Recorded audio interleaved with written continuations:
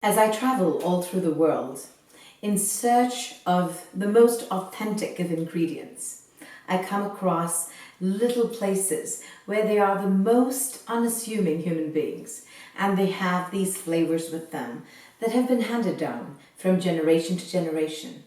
I love interacting and creating a twist with AUMcuisine and bringing it to each one of you. Let's explore together.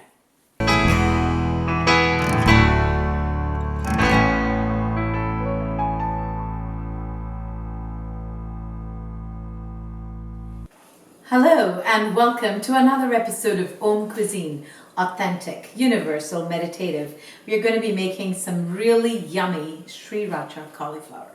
I know that most of you know about the amazing Sriracha, but we're going to be using the Sky Valley kind, which is an organic Sriracha sauce, which is very similar in taste. So in a hot pan, I'm going to be putting in some toasted sesame seed oil. And to that, I'm going to be adding in some onions.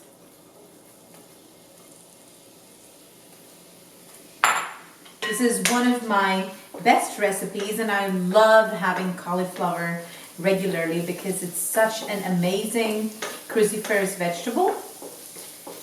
And I love putting the onions into this for so many reasons. It's good for the quercetin, so it's really good in taking care of any type of allergies that could happen this time of the year. I'm going to be putting in some ginger to reduce inflammation in the body, and I'm also going to be putting in some garlic. I always like to use quite a bit of garlic in this season because garlic is a fabulous antibacterial, antiviral, and it just keeps all the bad guys out. Going to be putting in some red bell peppers. It gives you a really nice spot of color. Let all of this get toasted. Give it about a couple of minutes. So while that's warming up to the cauliflower here, I'm going to be putting in some turmeric. And I'm also going to be putting in some harissa oil. We got this from a local shop. It's just called Baker and Olive, and it's really nice. We will link them up below this video. So I'm just going to keep that soaked in, and to that the juice of a few wedges of lime. If in case you don't like lime, then you might as well use a little bit of some kind of acid. So maybe you could use some balsamic vinegar, you could use some apple cider vinegar. I just like lime for this because it gives a very fresh and unique taste to the cauliflower. And then to this, I'm going to be adding in some tomato ketchup. That also has a little bit of acid in it, so that really does help. Okay, that's just for a few minutes though. This is warmed up really nice, and then now we just add the cauliflower into it. Yum, yum, yum.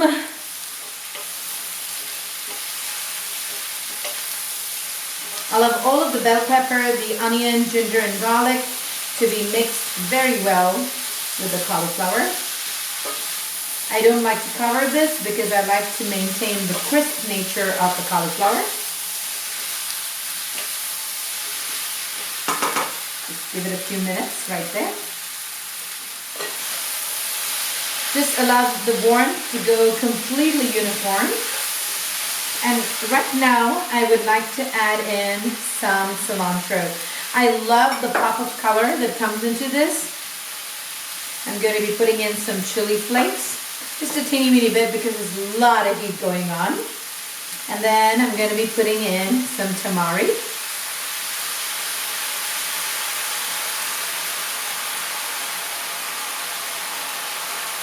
So far, as you've noticed, I have not put in actual straight up salt.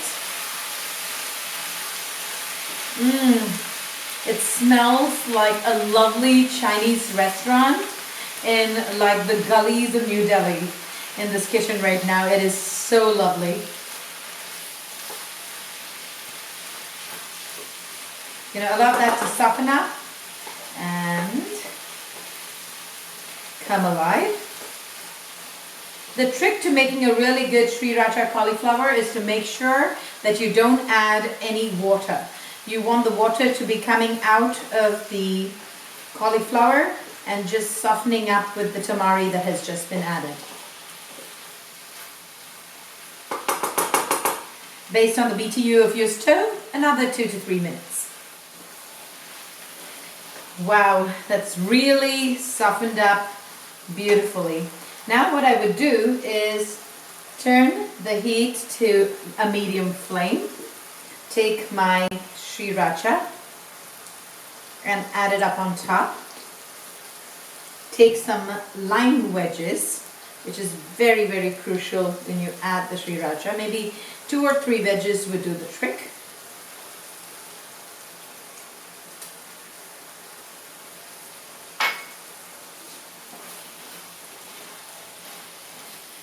I love it to warm up. And as it's warming up, turn off the stove.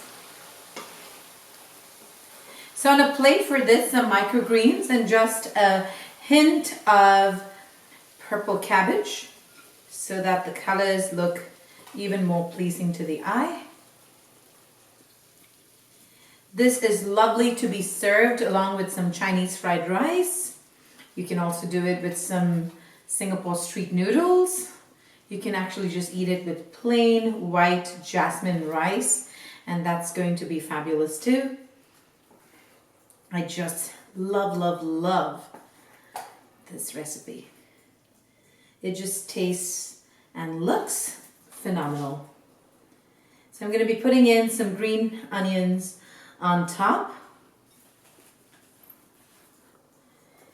And I'm going to be putting in some lime wedges on the side, just in case the people you cook for would like some extra lime wedges.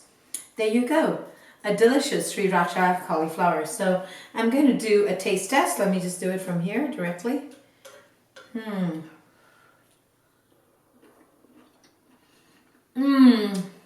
Perfect.